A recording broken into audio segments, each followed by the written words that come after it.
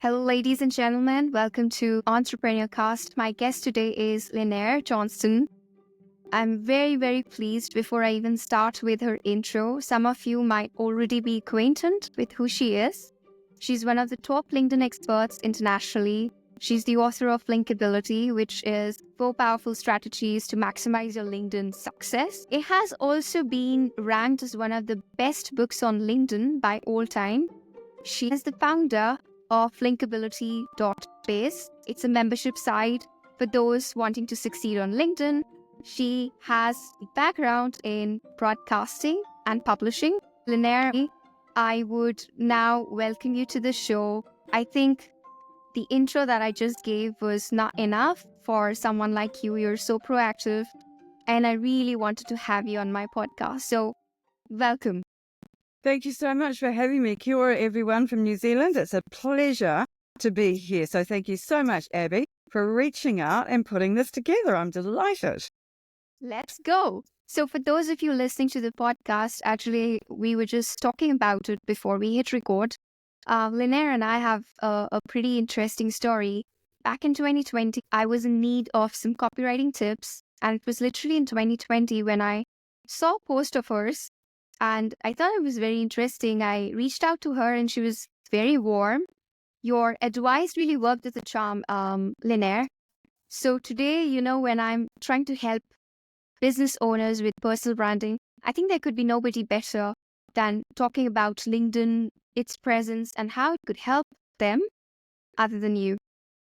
Well, thank you. As I say, I'm just thrilled to be able to talk with you about LinkedIn because, Abby, I don't think a lot of people really understand the power of LinkedIn and the opportunities that it provides for us to be able to leverage it to achieve our professional goals. And the story that you've just told is a really interesting one because it really does show people how LinkedIn can stretch across the miles. Here I am at the bottom of the world and you're at the top of the world, and we're having this conversation today. And our conversation has really been going on for 5 years. So I think people underestimate what LinkedIn can actually do for them and for their personal brands.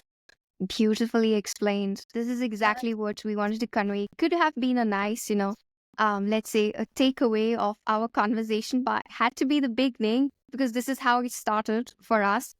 So Linaire, my first question to you would be, what's your background and how did LinkedIn come into the picture? Because I think you started way before than 2020, right? I did. I've been a professional writer all my adult life. I started out in radio, went into publishing, and then more recently had a copywriting business for a long time. And then I discovered that LinkedIn had a publishing platform where anybody could put up posts. So I started writing about writing. It was what I knew at the time. And then I began to understand a little more about LinkedIn and began writing a little more about LinkedIn and my journey on LinkedIn and how I felt that it could help people. And then one morning at the end of 2019, I woke up to discover that an organization in Australia had put me on a list of top 20 LinkedIn experts Asia Pacific, and that I was considered to be a LinkedIn expert. Well, it was news to me. And so from there, I wrote my book, Linkability, during the first year of COVID.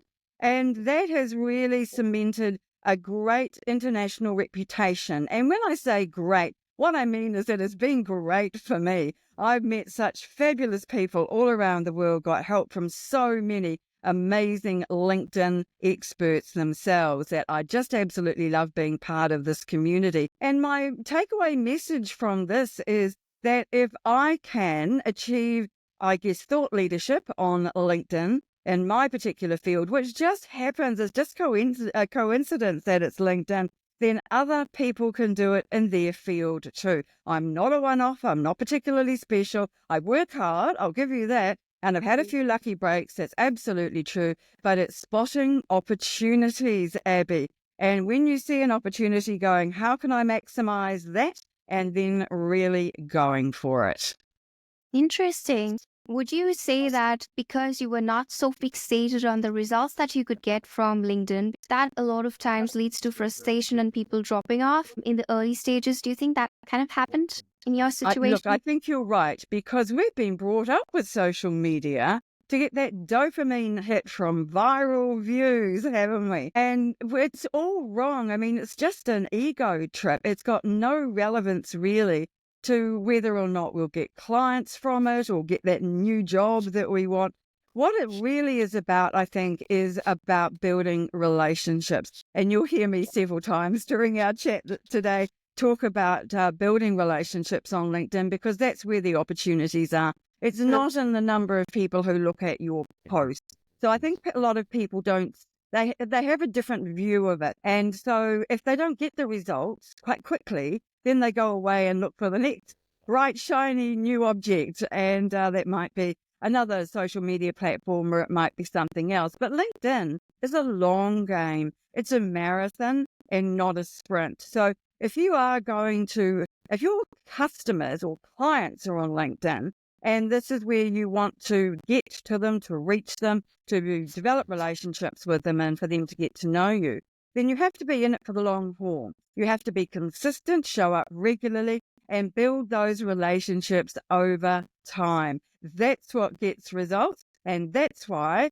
you and I are such a good example of how this works. After a DM from you 5 years ago, here I am today on your podcast. That is the best example I can give to anybody about the long-term nature of LinkedIn. I love your answer. And there are so many things that you said that I kept taking mental notes of it. First of all, yes, there's this shiny object syndrome within people, which is, go after the followers. That's the dream. That's what you have to get at. And just because it's the wrong goal in mind, they are frustrated because they don't get it. Because again, for that you need consistency. But again, that should not be an end in itself. Let me put it this way. No, that's right. And in a way, it's just a stepping stone, because visibility comes from people looking at your post. That is absolutely true. And people have to be able to find you on LinkedIn.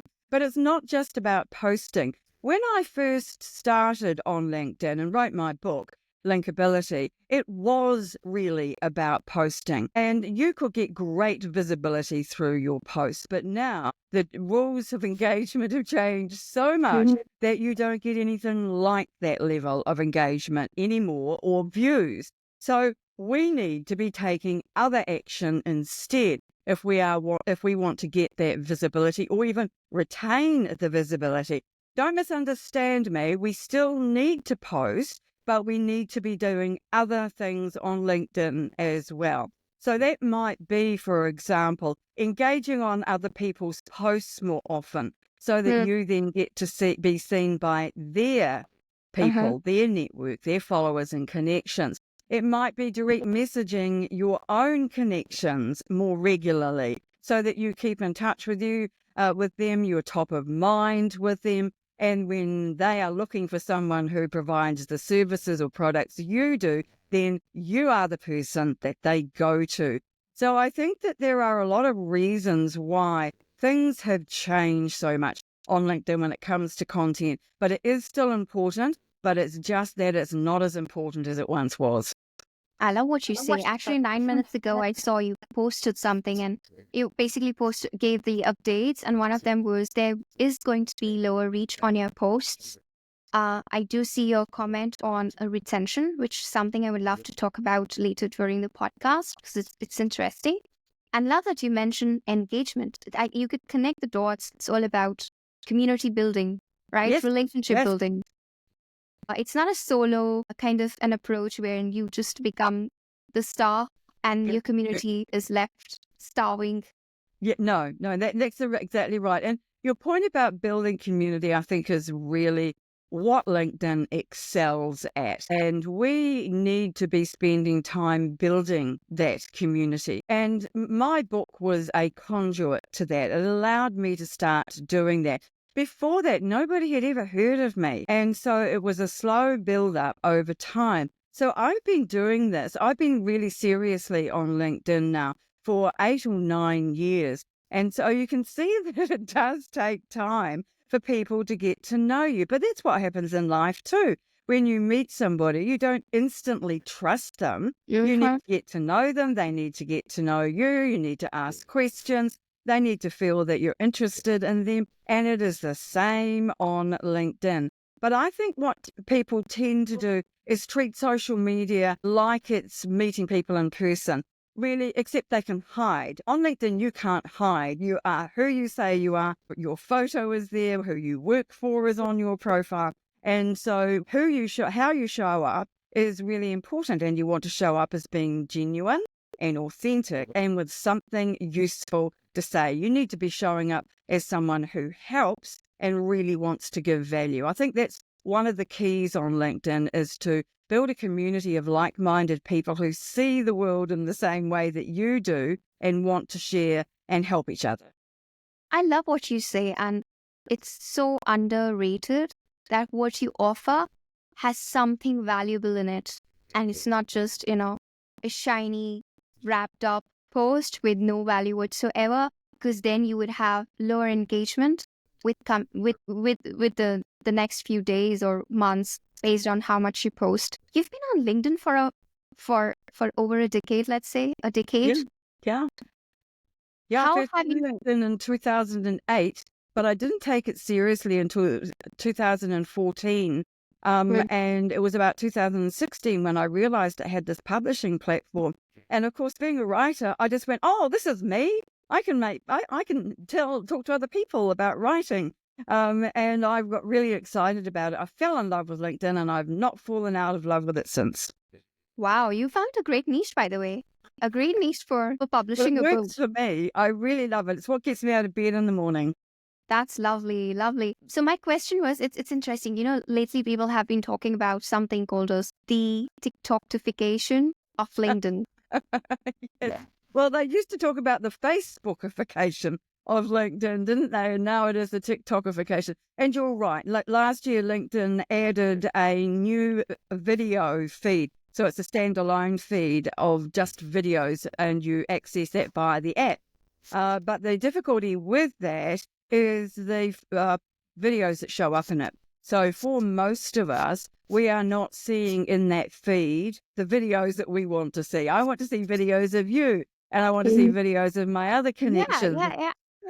I don't want to see videos of people who have a huge following and you see them everywhere else anyway. I want to see the people that have got value to me and are relevant to me and my work. And at the moment, we are not seeing that, unfortunately. Whether that will change, Abby, I don't know. Some people have had some very good success with it and huge view numbers because they get picked up by LinkedIn News. And so their video gets distributed more widely. But for the rest of us, we just plod on. But I can tell you that videos are showing up more in the main feed than they were before.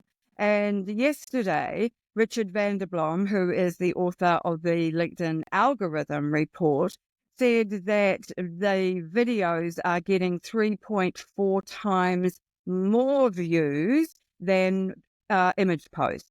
So that's a very good return if you are looking for views. However, he said that engagement is getting 0.9% of what you would expect on an image. And that, I think, is because people can scroll past them so quickly, and particularly in the other feed, the standalone video feed. We should all be doing video. Make no mistake, we should all be doing video and really leaning into that. And not just in content, we should be putting video on our profiles as well. And I think that's a really important thing that a lot of people don't do. 100%. I think not TikTok. LinkedIn has started to have more and more personality now, especially with the onset of videos coming into the picture. I do, however, see some people not following it the right way. So, I mean, it works in their favor. So they write a post and then there's a video, but it's a video which is so random, has no connection with the post whatsoever, but just keeps you hooked while you're scrolling through your feed. And I think that can be a problem because that is TikTok, isn't it? It's all about that clickbait video, whereas LinkedIn is all about showing up professionally.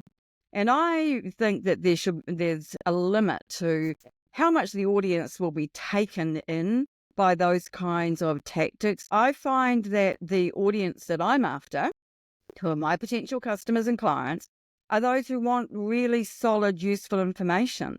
They don't want just kind of really random videos about their cats or dogs or what they had for breakfast. What they're interested in is something that they can take away that's of use to them in their business or in their professional lives. And those people who don't do that, who provide this other kind of, I guess, TikTok type and content, will be punished eventually because they simply won't, they'll just fall out of favor. They won't be able to maintain that in the long term. And they'll only attract the people that are really only in it for that dopamine hit. They're not really in it to learn. The people that, for example, I want to target are people who are interested in doing more with their LinkedIn and enhancing their professional brands or getting more visibility, learning how to post in ways that get them engagement.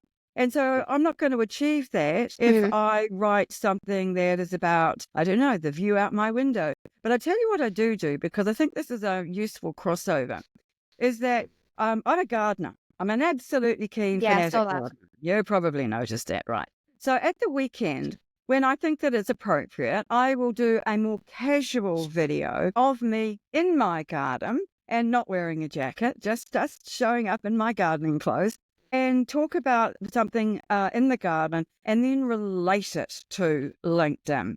There's always a business message, generally a LinkedIn message, in my video. So it's not just about gardening. I'm only an amateur gardener. What kind of professional advice can I give on that? But I can relate that back to LinkedIn. And that's how I approach it. I put the two things together.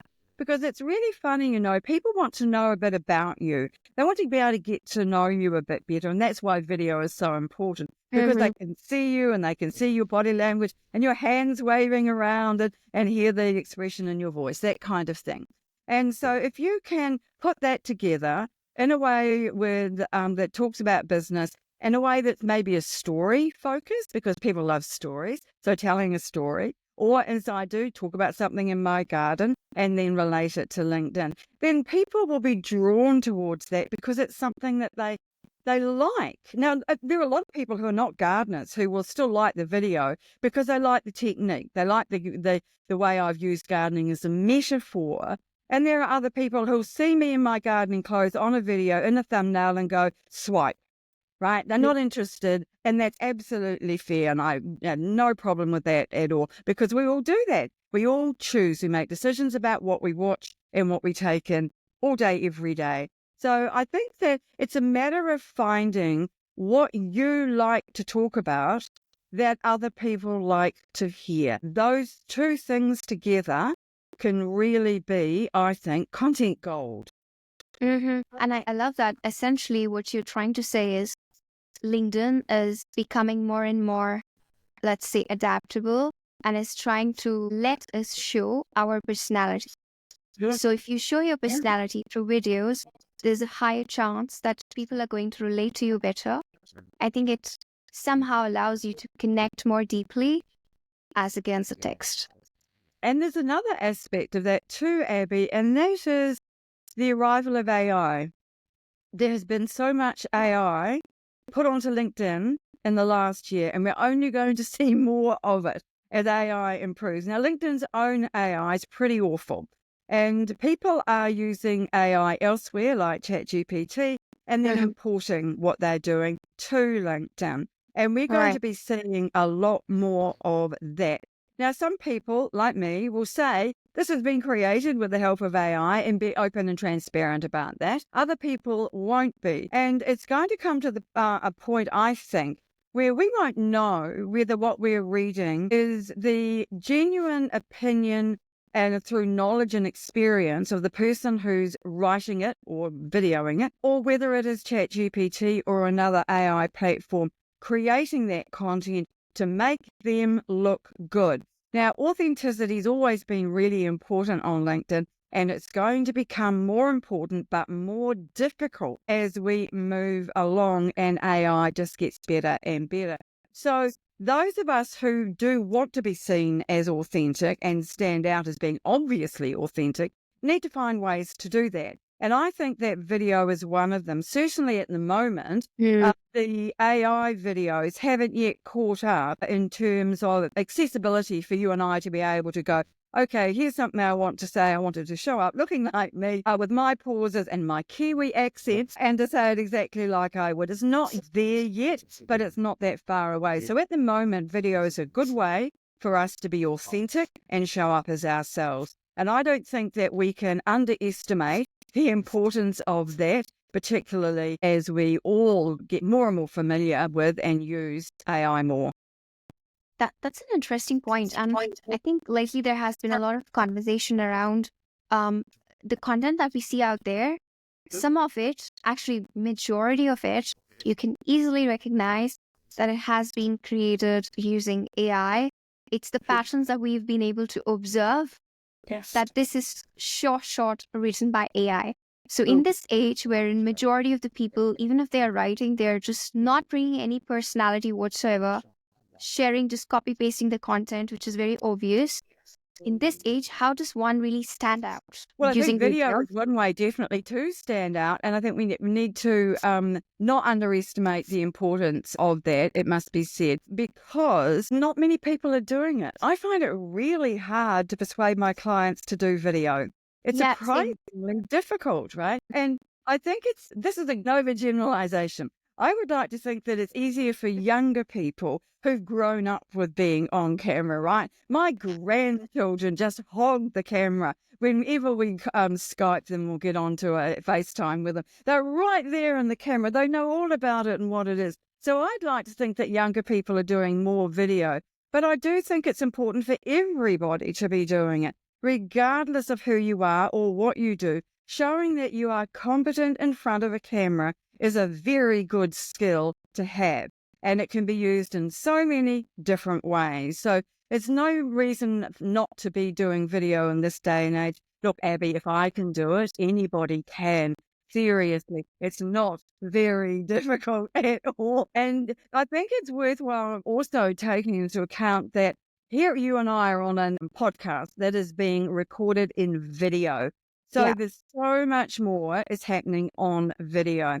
The new audio events that the LinkedIn have changed in the last 2 or 3 months are now video events. They're not audio events anymore. They are audio visual extravaganzas. And that's another way to show up as being your authentic self, is on live events that people can attend. So that would be, for instance, if our conversation was streaming live to LinkedIn or to YouTube or anywhere else. And I think there is going to be a lot more of a move towards that this year because of the authenticity value. That's even harder to recreate by AI. You can have voice AI podcasts. I've heard that done, but video still, I think, a little bit further down the track. Yes.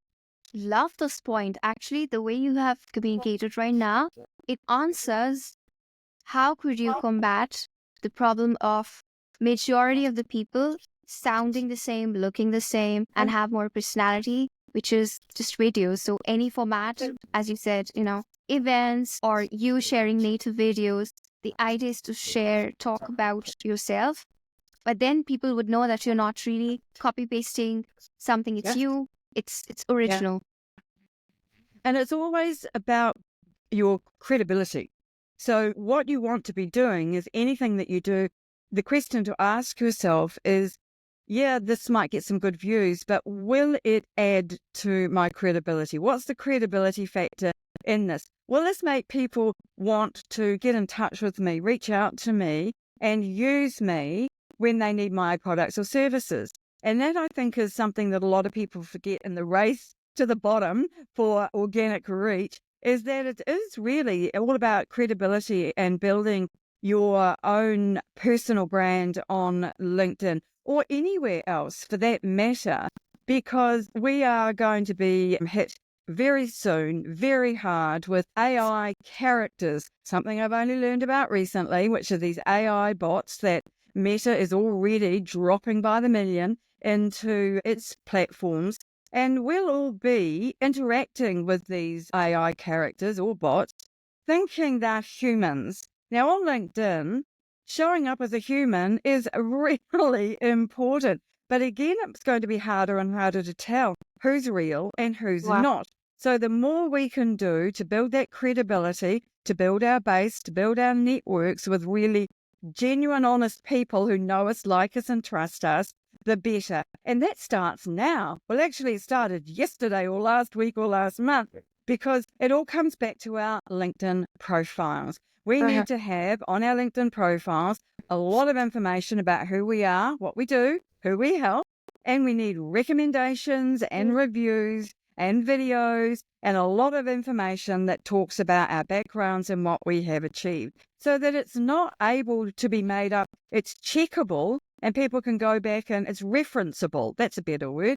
And people can go back and check out that what we say is true and that we really are genuine. Now, LinkedIn is giving us some features to help determine whether or not we are genuine and not honest necessarily, but whether our profile is genuine through the profile verification process. And that's a great one. That's got some drawbacks, but it is a really good way to determine whether the profile you're looking at is a real one or not. But just I will explain this in case people rush off to my profile and ask why I don't have verification. It is a little discriminatory towards women who have a different professional name on LinkedIn from their married name. And so my married name is different than my professional name, and so therefore my documentation doesn't allow me to get verified. Yeah, I actually came across this problem as well, and I think it often takes place when you're a customer of any premium services on LinkedIn. And mostly what it does is it tries to match your name with that of your card credentials. Yes. And if it doesn't match, it gets to know. Yeah. So, okay, my audience is business owners, and a lot of them have this thought process that we already have a profitable business, everything is going well. Why do we need to build a personal brand? Like, why? What's the point? And how do you answer that? I answer that by saying things are going well today, but what about in 6 months' time? What happens when your pipeline of sales dries up and you've got no more leads coming in and you've been doing no marketing, you're absent from social media?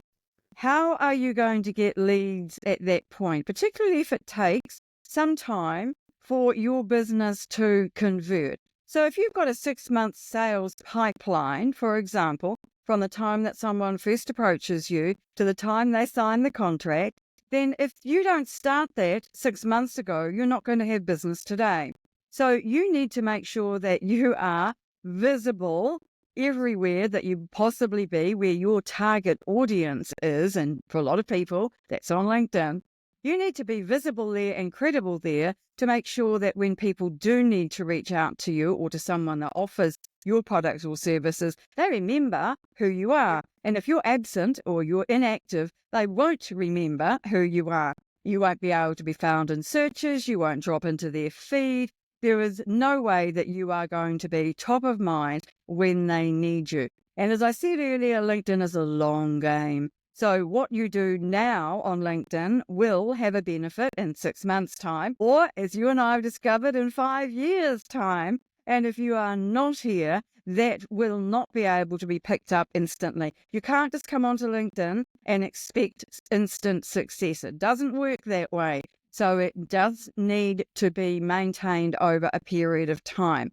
Now, I think a personal brand is important for all professional people. And we have a brand, whether we know it or not. If you're not on any social media, you're not online anywhere, and people can't find you, then that is a professional brand. It's not a good one. I didn't say the professional brands were good. Some of them are just terrible. But if you are going to be out there talking to people, people need to check you out, find out who you are. And where are they going to go? They're going to go to Google or ChatGPT, and they'll ask Google or AI who you are, and your LinkedIn profile is going to come up in the search results. And if you have a poor profile, then they're not going to be very impressed. So everything you do on LinkedIn comes back to having an excellent profile. It has to be compelling and eye-catching and show you as a credible, genuine person who knows their stuff. Very, very, very well said. It's a long-term game, and I think this is one of the messages I really wanted to convey through you. It's a long-term game and it requires commitment. It's not a one-off thing. No, exactly And right. so, would you say that for anybody who's trying to build a presence, there has to be consistency? What are they signing up for? If you were to give an answer, like, what are you signing up for if you say, yes, I want to have some influence on this platform? You're signing up for opportunities, for doors to open, for building a fabulous network with people all around the world who can help you in your business. And you are signing up for learning. Learning, you can learn a lot from other people on LinkedIn. And that's exactly what I have done. There are a lot of people who know a lot more about LinkedIn than I do, but I'm very consistent in making sure I read what they write so that I know what other people are thinking about LinkedIn. If you are signing up for LinkedIn and really want to make an impact here, you need to be committed to it for the long term. But you might fall in love with it like I did because of the people that you meet here and the relationships that you develop. And it's very hard to go past the importance of that because you never know who, right? You might have somebody in your network who spots this podcast and reaches out to me and becomes my next client. You just do not know how far out those ripples are going to go. So signing up for LinkedIn means, yes, a commitment and showing up in person. I think that's the important thing too, showing up as yourself, as your authentic self, and having the willingness to share information, share ideas, share opinions, because that's what makes the platform really hum. Very well said. What would you say to people who have been consistent enough? They've been sharing valuable content as well, but they're not getting as much engagement as they would love to see. We're all in that boat, Abby, because LinkedIn has restricted views on all of our posts. What I would say to them is take other action. Don't rely on the engagement on your posts anymore for that visibility. What you need to do is be engaging on other people's posts, swap it around. So you're the one who's doing the engaging. And I'd also say start to work your network. Make sure you're direct messaging people. Send them a voice message. Send them a video. I do that a lot. I'll drop a short video into a direct message with somebody about something I think that's important on LinkedIn for them to know. And consequently, that then brings you back to the top of their direct messaging feed. They can see you in the message. And if they know who you are, they'll open it and have a look at it. So I think that there's a lot to be said for reaching out and having conversations, because that is what all our business is based on: who we know, who we like, and who we trust. And if we are well known to people in our networks, then that's exactly what will happen. They'll do that. They'll reach out to us. So never underestimate the power of LinkedIn to help you leverage your professional brand so that you can achieve your goals. There are rare instances when I get so excited talking about something.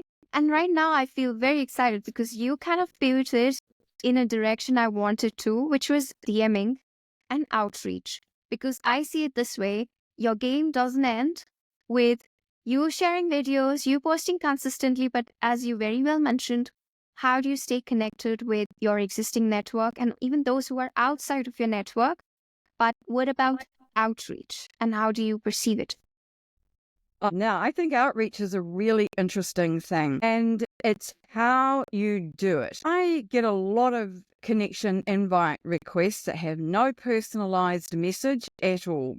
Now, with some people, that's forgivable because they're on a free LinkedIn account. But if you have a premium or above account with LinkedIn, you can send almost unlimited messages with your connection invites. And if you want to make an impact, you need to send a message to tell me why you want to connect with me, how you found me, and what's your interest in connecting with me. Where do you want this relationship, if you wish to have one, to go? Now, the people are not doing that at all. And I think that there is a real gap there. People just are still of the mindset that you can reach out and connect to anybody And that's fantastic. That is not the case anymore. We are very wary, most of us, about who we connect to.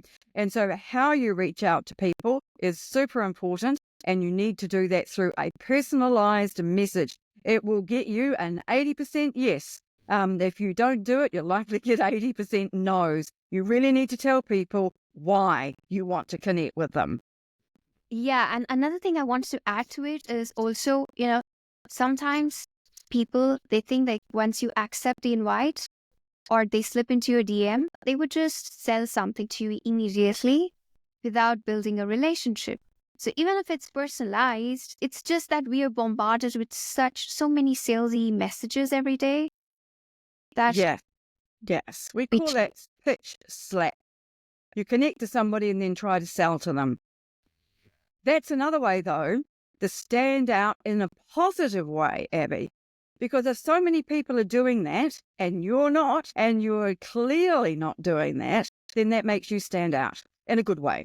So I really do think that the people who are doing that, who are doing it all wrong, of course, are doing us all a favor because the difference is so dramatic.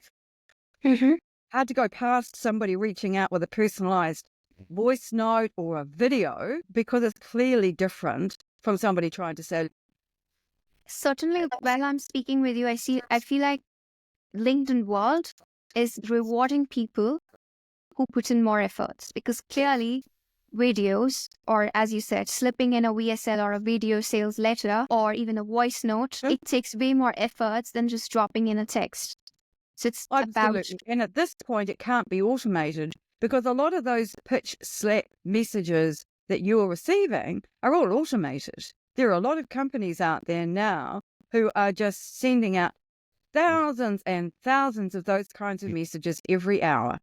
You posted something about automation, and you mentioned that LinkedIn is kind of pushing away the idea of automate. What's your take on that? I think that LinkedIn is it's a mixed bag. LinkedIn says they're against automation, and they say that they don't allow it, but there are an awful lot of company pages on LinkedIn that have it, that are selling it. So I think that with one hand they're taking the money, and on the other hand they're saying no, no, no. Now, quite why that's the case, I'm not entirely sure. But I think that automation is a grave mistake. And most people don't understand that when they do have automation on their accounts, that their account is effectively taken over by the company that is providing the automation. That means they can change your password, they can bar you from access, they can put any kind of content on your profile or onto your post, into your feed that they want, and you effectively lose control of your LinkedIn. Now, I don't know about you, but my LinkedIn profile and account is very important to me, and I would be absolutely appalled if it was taken over, if I would let it be taken over by an automation company simply because I was looking for quick wins. So people I think don't understand the risks of doing that. And from time to time, if LinkedIn catches you using automation, they will throw you in LinkedIn jail, by which I mean they'll restrict your account and you can't access it. Sometimes they'll do it permanently. Sometimes they'll just do it for a few hours or a few days.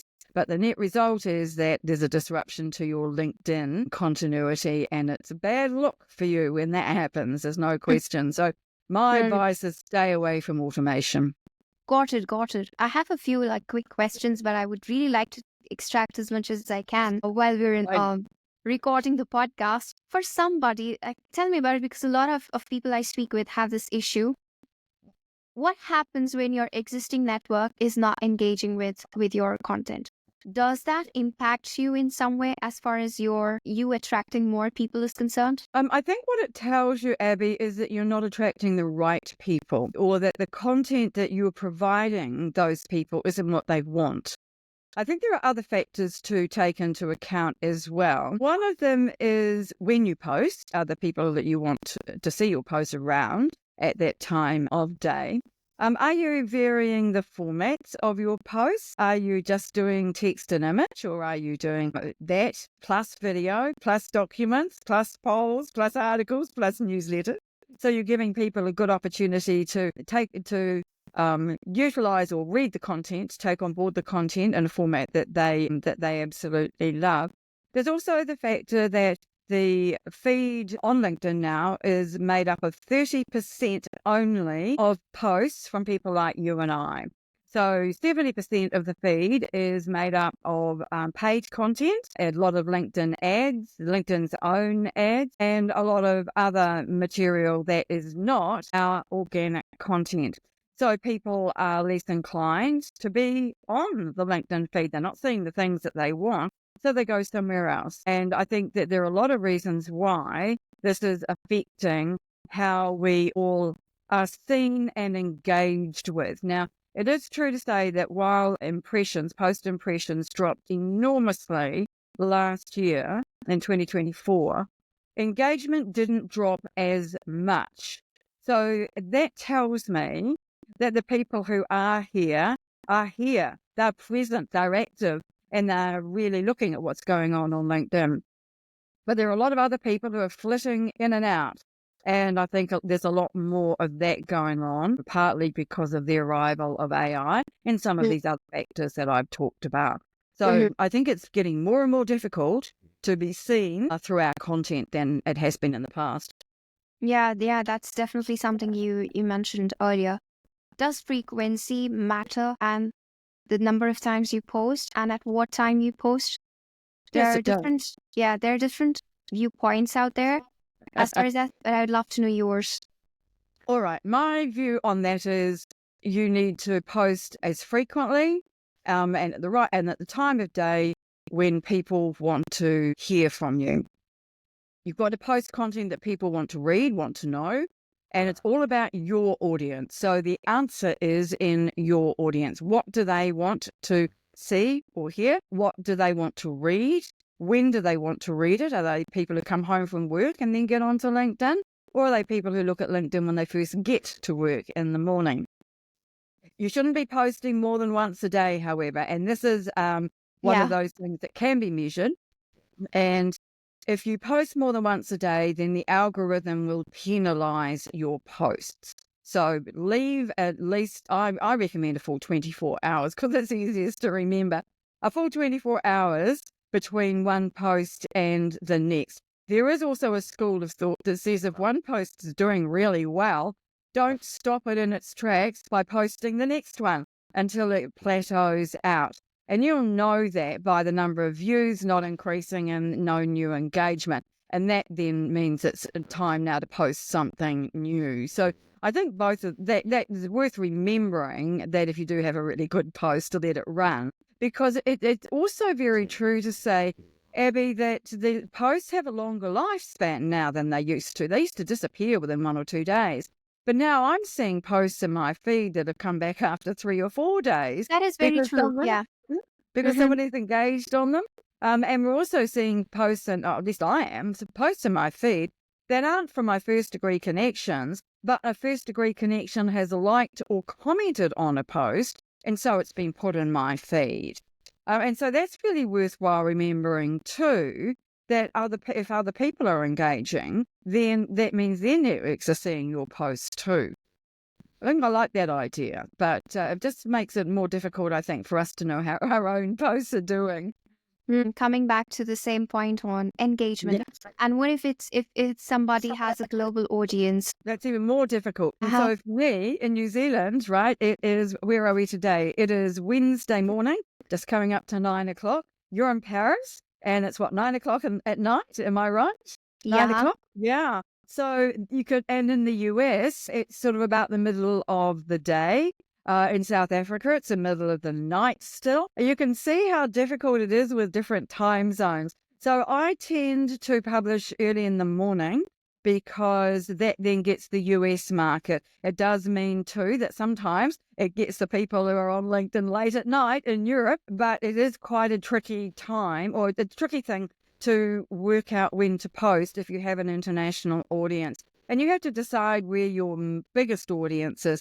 And for most of the people, if they're doing business in the United States, then that's the time zones that they need to focus on, really. Whereas in my case, I deal most of my business, while I do a lot of business in the States, Australia and New Zealand is my primary market. So there's no point in me putting up content that might be useful or seen in Europe and the UK at their particular best time and in the middle of the night, my time. The other thing I'll mention about that, though, is you can schedule posts. You can schedule all kinds of posts now, so that's really easy to do.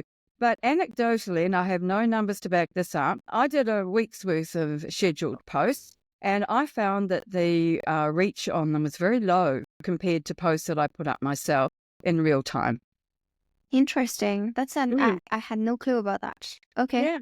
Anecdotal though, so try it and see. I think part of the issue might be because when you schedule a post, you tend not to be around, so you can't respond, right? You can't respond to people who have commented on your post, and you can't reach out to other people and engage on their posts. And this is something that is important I've not said, and that is that when you are posting, you should be engaging on other people's content about 10 to the power of 1. So by that I mean, for every post that you put up, you should be commenting on 10 other posts. And it's a good thing to do around the time that you post yourself. So the post that you saw of mine before we came on to our call has had no engagement from me on it, and has probably died a death in a corner because of it. So, but I wanted to get it up and out there because at least you saw it, which is great. And so consequently, being around and getting involved with posts, your own posts and other people's posts, at around the same time is really a good thing. So that makes it more important for you to be posting at a time when you can do that, when you have the time to do that. So you need to be allowing probably a good hour when you put up a post, half an hour either side, to be adding good quality comments while engaging on the comments that are coming up on your post too. So what I mean, it takes commitment, doesn't it? This LinkedIn business. It does. Yeah, you cannot have people who do not want to commit to it. And even as entrepreneurs, I mean, you have to find that time. Again, as you said, it's not just to become famous or go viral or attract followers. It will pay dividends, maybe in 2 weeks, maybe in 2 months, maybe in 5 years. Exactly. But it will. So it has to have that level of commitment. I would like to kind of end this with an interesting question, actually, topic I came across. So it was recently shared by Damon John. He's actually the CEO of the Shark Tank Group, and his post, I think he posted it yesterday actually, it was about founders buying fake followers, and it was quite interesting, because I have observed actually many people doing that. And what would you have to say to it? What is real growth that people should keep in mind? Because there's this thing going on right now. How do you go viral? The number of followers, vanity metrics, basically. And what are the consequences if one ventures into that direction? Well, the consequences will start there. You could lose your account for certain. You could lose your reputation as well. And it's not just buying followers, it's being part of automation pods too. Both of those things go together. And along with with automation that might not be associated with a pod, but is automation nonetheless. So pods and the use of buying followers are two major problems for a lot of people. But a lot of the people that you would see and describe as influencers on LinkedIn have done exactly that. They pretend they haven't, and they will tell you they haven't, but they have. And there's a guy called Daniel Hall who has just written a book about exactly this, and he has proof that this is the case. And so my attitude to this is, if you are so desperate that you need to do these dishonest things, these dishonest tactics, then that's over to you. That's your call and the way that you do things on LinkedIn. That is not the way that I use LinkedIn. I prefer to see LinkedIn as something of value where I can have genuine interactions with people and conversations, and I can learn and I can help other people, and opportunities will arise from that. because we all know how if you get easy fame, it's very easy to drop out of fame as well and become infamous in some way or another. And if we are in our own businesses for the longer game, we want to get a good decade or 2 decades of under our belt in terms of our career or our business, then you can't be doing things like that are going to ruin your reputation. It just makes absolute no sense. You're just cutting your knees out from underneath you and making life very much more difficult. And you're concentrating on the wrong things.